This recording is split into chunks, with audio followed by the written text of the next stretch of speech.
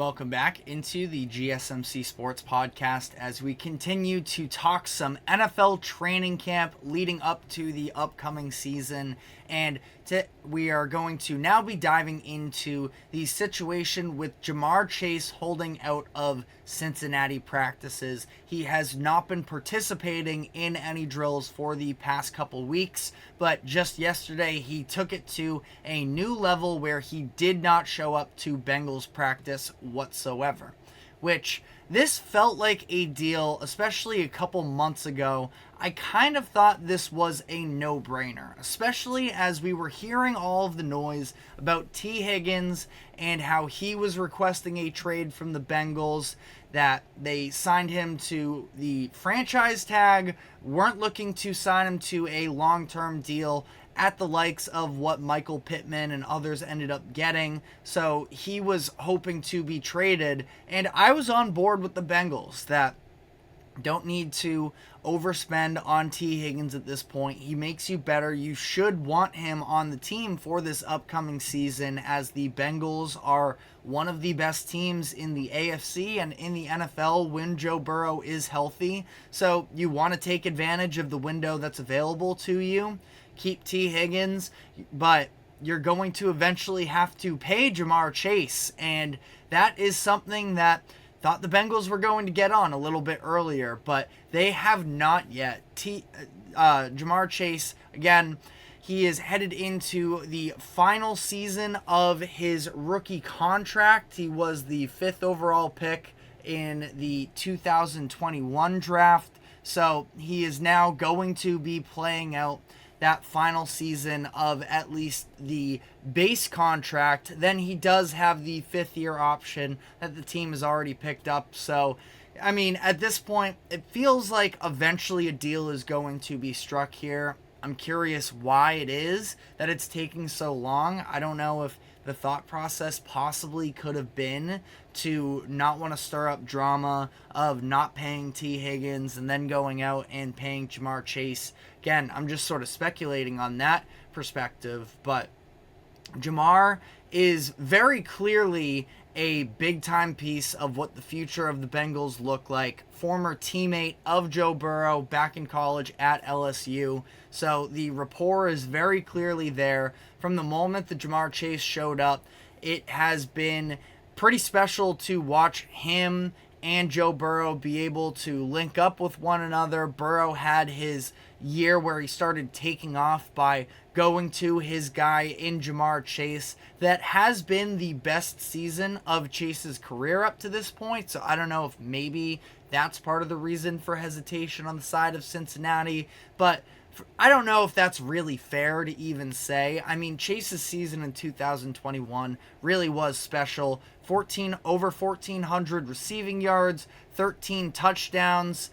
And since then, we've seen decreases in both of those numbers, but there's also been some health reasons that have played into that. Ja'Marr Chase missed some time in 2022, which is part of the reason why his numbers were a little bit down there. Played 5 less games, but even still had 6 more catches, so it's kind of almost unfair to even say that it didn't live up to expectations there. And then 2023, Joe Burrow was the one dealing with health injuries. So Ja'Marr still finished with a career high in 100 receptions throughout the course of the year, had 1,200 yards. So I wouldn't really have any concern whatsoever about paying Ja'Marr Chase long term. I'm curious what is going on that is sort of leading to that's leading to this disconnect. That being said, Chase does still have technically the 2 years left on his deal that I guess I understand that maybe they just weren't ready for necessarily having to commit so early. But, I mean, ultimately, it's a deal that I would have to imagine eventually gets done. T. Higgins is a very nice wide receiver and could probably be wide receiver 1 on a lot of teams.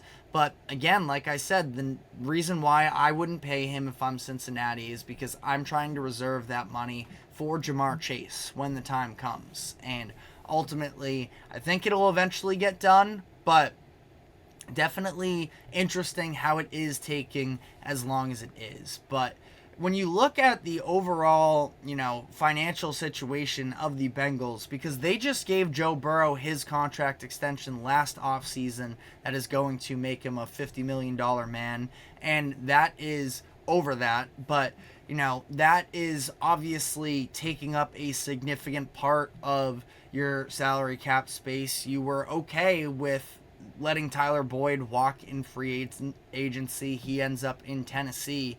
And they have done things along the margins to be able to bring in some cheap talent as well. Andre Yoshevitz, who was a 6th-round draft pick out of Princeton in 2023, I think is when he was drafted. I can double-check that, but yeah, 6th-round pick in 2023. He has supposedly really been coming along for Cincinnati in the preseason through training camps. Somebody that, when he was on the field for Cincinnati last year, definitely caught my eye, and I think he could be due for a breakout season. They draft Jermaine Burton as well in the 3rd round this past year, wide receiver out of Alabama, so he could end up eventually becoming a real player for the Bengals. And then they make an addition as well, at a couple actually, at the tight end position, signing Mike Gesicki in free agency to a cheap deal and drafting Eric All Jr. out of Iowa in the 4th round. So Joe Burrow definitely likes having his tight ends. That's a lot of weapons, and again, ultimately very cheap for, the collective talent that is in that receiving core. Jamar Chase isn't going to stay cheap forever, though. And as much as I do really like Joe Burrow and I trust him to be able to work with whoever's on the field for him, this is a deal I would just do, especially if Burrow's on board with it, which I would have to imagine that he is. I know that we had a conversation in a production meeting here at GSMC earlier today, and it was talking about the idea of how sustainable is it to, flip your wide receiver ones. And the example that was thrown out was the idea of Tyreek Hill just a couple years ago, of the Chiefs moving him and winning 2 Super Bowls following that. I don't think it's quite that simple. Like, yes, wide receivers are extremely important, and they're now so expensive to the point that it can be maybe a little bit hard to justify. And especially when you see, Hill, the best wide receiver in the league in my books, him get moved and his team be just fine afterwards, that can maybe talk yourself into some false narratives. There's never been, like Patrick Mahomes is at the top of his class.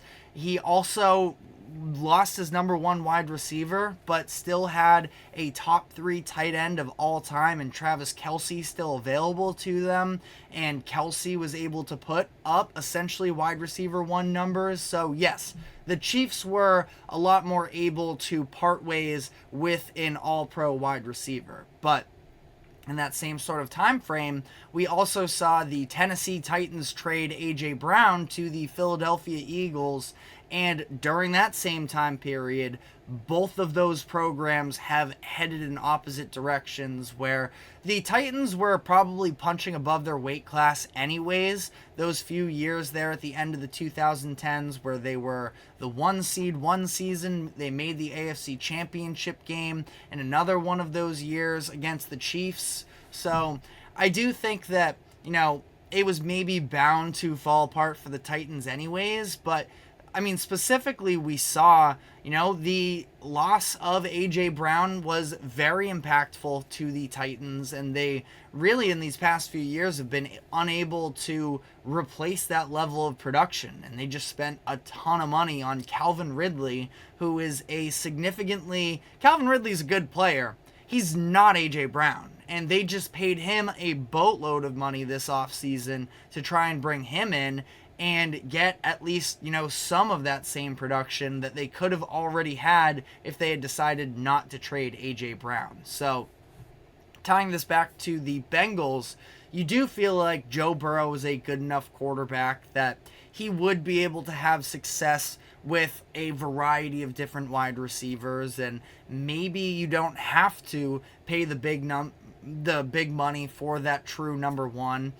I also just feel like, though, there's no reason not to at least give it a spin. Again, maybe it's just that I like the duo even that much more because they were at LSU together, but I just think that when they're both healthy and they're both fully clicking, they are, outside of a fully healthy Patrick Mahomes and Travis Kelce, that Burrow and Jamar Chase are probably, in that conversation for the best quarterback receiver or quarterback number one weapon, however you want to classify it, duo that is in the NFL. So I don't know. Let me know what you think in the comments section as to does it make sense for the Bengals to sort of roll the dice and see if they can just sort of play this Chase thing out, or should they just get on board and pay him the big money? Because, again, that big money is coming for him eventually. But